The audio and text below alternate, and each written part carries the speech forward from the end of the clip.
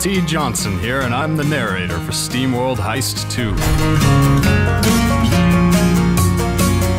Today we're going to check out the watery world that sets the stage for Heist 2, and take a look at the overworld gameplay.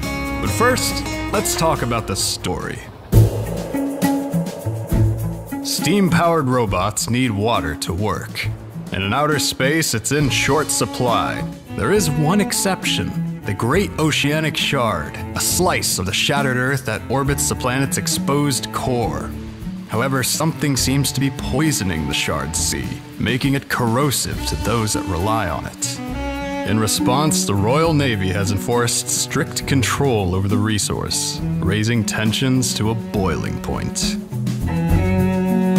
Not that any of this really bothers Captain Quincy Leeway, a bot who lives in the long shadow of his mother, the Great Krakenbane. He's more concerned with his confiscated submarine, and he's just heard a rumor about where it might be docked. As the leader of his crew, Quincy is a character you'll be controlling in between missions. He'll visit the fine establishments of the Shard, recruiting new team members and purchasing upgrades, weapons, and items for your crew. However, due to his missing arm, Quincy can't lend a hand. Come on, did Beglarb write this? Quincy can't assist during missions, and will have to leave it to his starting crewmates, the adoring Daisy who thinks the world of her captain, and Wesley, a gentle bot who wants nothing more than to die an honorable death in combat. Life goals are important, I suppose. We've revamped the way you pick missions in SteamWorld Heist 2. This time, the world around you is a great mystery, and you'll need to clear the fog in order to discover new locations, missions, and secrets. But you're far from alone in sailing the Great Sea. The power-hungry Royal Navy patrols the waters of East and West Caribbean, and they will attack on sight. So bravely running away might be your best bet. If you get past the patrols, you'll eventually run into the Great Wall, which separates sunny Caribbean from the bolt-chilling Arctica. Getting to the other side of the barrier will be no small feat, since the Royal Navy has armed it to the teeth, and then some.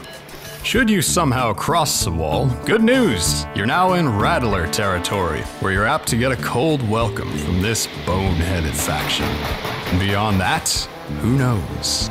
The ocean is vast, full of buried secrets. Some of them perhaps best left in the deep.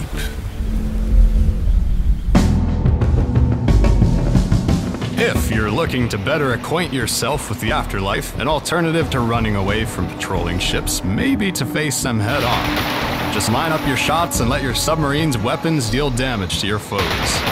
Your enemies will do the same, so careful maneuvering will be key to your survival. Not to mention your enemy's arsenal of underwater mines, missile silos, and mighty flagships. Should your ship get wrecked, don't worry, you'll respawn at the latest bar you visited. As you uncover more of the Great Oceanic Shard, you'll unlock new equipment for your submarine. Attach machine guns, lasers, and rockets to make short work of any marauding menace. Gain a speed boost that lets you discover new areas. And maybe even find an upgrade that lets your busted submarine duck back under the waves.